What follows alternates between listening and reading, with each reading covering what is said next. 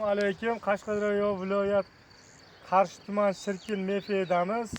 Bir konta bir mahsulot tamoyil asosida no'xat ekilgan.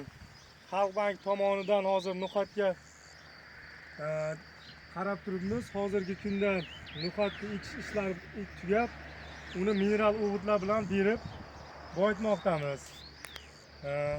Shirkin hududida joylashgan 10 gektar maydonimizda 10 ta dehqon xo'jaligiga berib, ijaraga bergan yerlardan unumli foydalanmoqda.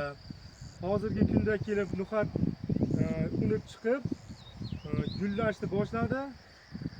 Bunga hozir Jumayev Umur chorvasi fermer xo'jaligini lider tadbirkor qilib biriktirganmiz.